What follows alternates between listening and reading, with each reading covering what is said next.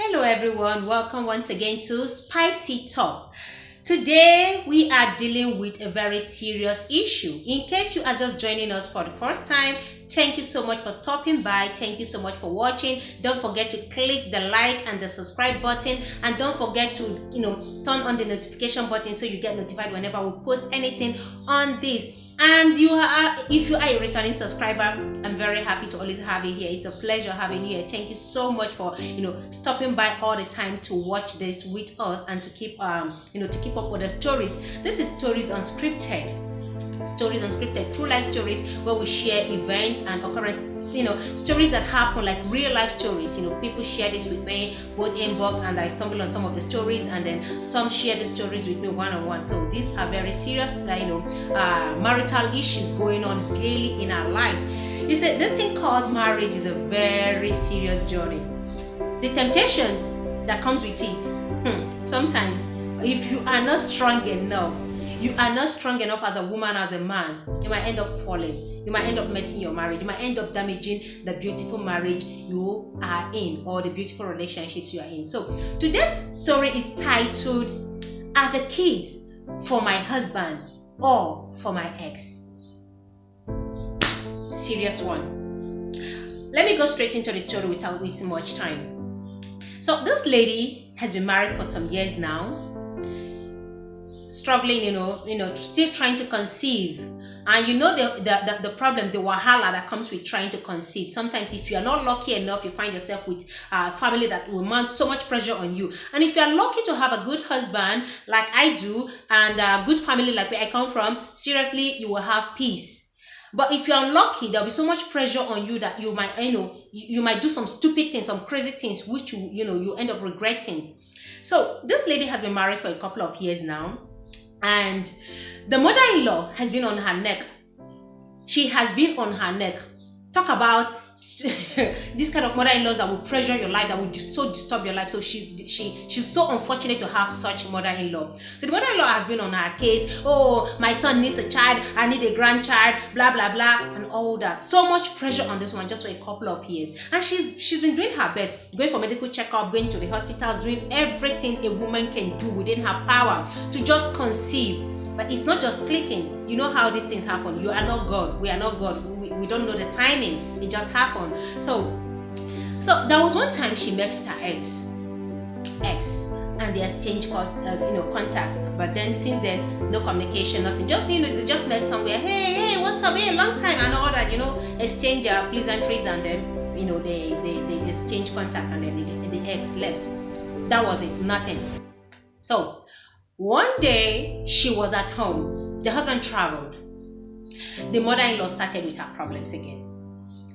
I need a child. You are barren. You can't conceive. You are a man. My husband is living with a man. Blah blah blah. You are this. You should be ashamed of yourself. Oh, it's because of you I don't have a grandchild. So much she couldn't take it anymore. She broke down, left the house, went sit down somewhere and started crying. She was so frustrated. She was so depressed. She was feeling so bad that she called her husband and said, "This is happening again. I don't know what to do. Your mother will not let me drink water. She will not let me have peace at home." And he was like, "Okay, I'll be back, tomorrow. Just stay put. Okay, go to your friend's house." The husband knows this, her bestie. Go there and stay. Chill there till tomorrow. When I come back, we'll settle all this thing. I will talk to my mom. Don't worry. Just go to your friend. Just avoid further confrontation. Nice. At least we can see that, okay, this man has been, supportive. But then before I go further, while she has been going for the test, the husband has never bothered going. She has been trying to beg him to go with her for a test. And the man has never. So when the pressure became too much, the man went on his own without her. Just went and did a private test, came back with the result and said, "You see, I'm clean." What do you expect her to do? She accepted the result. And then before he traveled. Now, while she was still there, coincidentally, her ex called. Just coincidentally, as in she didn't plan it, she didn't call the guy just called. Bam. "Chick, where are you? What's up now?" And she was like, "Man, she's somewhere. She's really feeling bad. She's not in the mood and all that." Like, what's happening? They say, oh, just this issue of childlessness. My mother-in-law wouldn't let me rest. I'm out somewhere around, this area. Just, I want to go to my friend's place, so I just need to take some time. And the ex said, okay, let me meet up with you wherever you are. She said, okay, since there was still time. She waited, the ex came there, they sat down, talked about the whole thing. While they were talking, she poured out her heart to the ex. These things are just natural, you can't help it. You just need somebody to talk to. You just feel like, pouring out the burden. You just feel like talking to someone. So that was how she opened up to the ex, and the ex felt really sorry for her and all that. So they stayed there, gisted, he tried to make her feel better, tried to make her feel good and all that. So later he drove her to her friend's place, her friend's house. On reaching there, the friend was not around. It was already getting late. She doesn't want to go back home. She didn't want to go back home, She didn't want to go back home. She followed the ex. After, much talk, pressure, okay, just come stay with me. Nothing, we're done, just to avoid the mother-in-law, further confrontation, and your girlfriend is not home. So just come with me, and at least you'll have a friend to talk to. She agreed. They went to the ex's house. She spent the night. Nothing happened. Nothing happened. He was that nice. He was such a gentleman. In the morning, she called the husband, and the husband said he's not coming back that day because he promised he was going to come back that day. So she was like, oh, okay. So when I come, he said, give me 2 more days. I'll be back. Please, just still stay with your girlfriend. He's still thinking she is with her girlfriend, not knowing she is with the ex. So the following morning, she went to her girlfriend's house, and they met, talked. She told the girlfriend what happened, everything. They stayed till later in the evening. The ex came there and sat with them, gisted with them and everything. Then they drove out together again. Now she's already catching feelings. The ex is already catching feelings as well. You have to be careful. There's this law, this Okafor's law. I say a road once passed, there is every likelihood you stay past the road. Avoid your ex as much as you can. Because what you have tasted before takes the grace of God to avoid it. Takes wisdom, takes grace of God to avoid it. That is why you must avoid your ex as a married woman. As a married man, avoid your ex.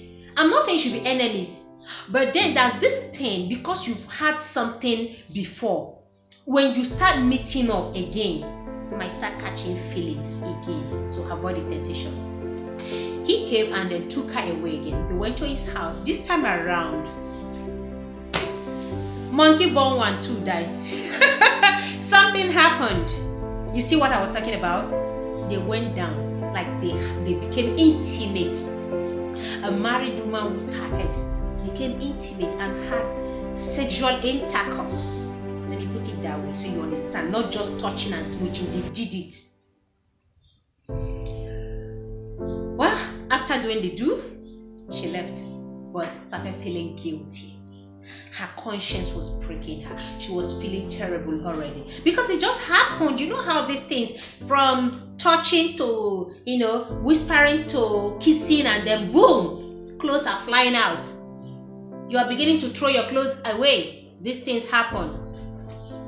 She went back to her friend's place, and then from there went back home when the husband returned. The guy didn't know something had happened with the wife. They went down. She also became intimate with her husband again, and then boom, few weeks later, she was pregnant. After years of trying. You see, the devil is a fool, is wicked. Just when she fell into temptation, she ate the forbidden fruit. That was when it clicked. After meeting with her husband, she already put the whole thing behind her. She stopped talking to her ex. She stopped calling the ex. She kind of deleted his contact because she doesn't want to have anything to do with him again. She just assumed, it's my husband's pregnancy. So her mind never went to that few minutes pleasure they had. Life moved on, and then boom, oh, she was very happy. The husband was very excited. And guess what? 9 months later, she had triplets. Hey, 3 bouncing children. Like, for her shame, she was giving triple. 3, not 1, not 2, triple, triplets. Hey, you can imagine her joy. Her joy knows no bound. Like, she was very happy, very excited. The husband was very happy. Like, after all those years. Remember, the mother-in-law has been threatening that I will get my son another wife who will give him children. Mama is there to do omugo. She's very happy. 3 children at once to nurse. Well, they moved on. Then guess what? Few years later, like 2-3 years later, the pregnancy was no longer coming. Like, she wants to still conceive again. Like, okay. Just, I think, like 2-3 years later, nothing, not even a missed call. Nothing. Pregnancy was no longer clicking. She was wondering, what happened? Organize, Tanya, Menene, what is happening? This thing is no longer clicking again. Guess what? One day, she overheard her husband talking to his friend on the phone. I think they were talking about something that has to do with childlessness and, waiting on God and all those stuff. And the man said, she overheard their conversation. Just the husband's part that, they must have been talking. And then the husband said, guy, forget that thing. I told you, some of these hospitals, they make mistakes. Did they not say I won't be able to impregnate a woman? Did they not say I won't be able to get my wife pregnant? Look at it, I have triplets. These hospitals, they make mistakes. Their equipments are faulty. Guy, forget all these things. Try another hospital. Just keep trying. And she was dazed. Like, wait. This man came back with a result one time and said he was clean. Wait. What happened? Now he's telling the friend that they said he won't be able to impregnate his wife. And that was when the whole thing clicked. Bagam, she remembered the one night stand with the ex. Wait, could it be that this pregnancy? Wait, no. Could it be? Could it be that this pregnancy, this triplets belong to? No. It can't be. No. How? So many how? So many no. Gradually down on her. There is every chance is that these children belong to the ex. Because she has been trying. Since then, she has been trying. And she was mad. So this man had issues all along and has been going for tests secretly. And knows that he won't be able to impregnate me. Instead of him letting the mother know or even letting me know, he made me take the blame. He made me go through hell, the tears, the agony. She was furious. But then again, what do I do? She was asking herself, should I tell my husband? Should I confront him with what I heard?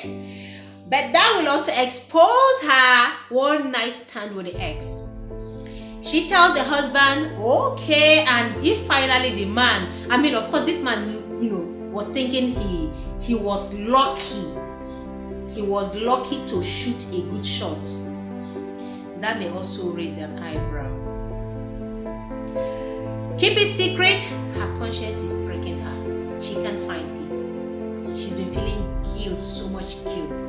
Like, that feeling of when you are not sure who owns the child. A lot of women are in this shoe. They are on this table. They are lying flat on this table. A lot of women are lying down on this table of one night with the ex. One night with the ex. A lot of women are lying there. They have 1, 2, 3 children that belong to the ex. They know these children are not for their husbands. And then what can they do? So the question now to you, my viewers, what do you want her to do? Tell the ex, get his contact back, call him and say, dude, you shot 3 arrows some years back. triplets, or tell the husband, sweetheart, I had a one-night stand, or zip up, go to her grave with a secret. What do you want her to do? What do you expect her to do? Like, what is your advice to this woman? Now again, why do men shy away from running, fertility tests? Why are they always hiding it? Why is it that they make the woman take the blame? We see a lot of women going through hell trying to conceive, whereas they might be okay, but the problem is with the husband. Why do we allow women, why do these men allow women go through this, take all this? Why don't you go for the test with her? Check if you're not okay, you sort yourself out. Why make a woman take all the blame? So if you're watching me right now, as a man, as a woman, please, I need your opinion. And in case you are lying on this table, well, you better watch out for some of your responses so you know what to do. Keep short, tell your husband, tell the ex, or what. So this is how we come to the end of today's story, until I come your way again with another mind-blowing episode of Stories Unscripted. I am Onwadia. For now, I say bye-bye.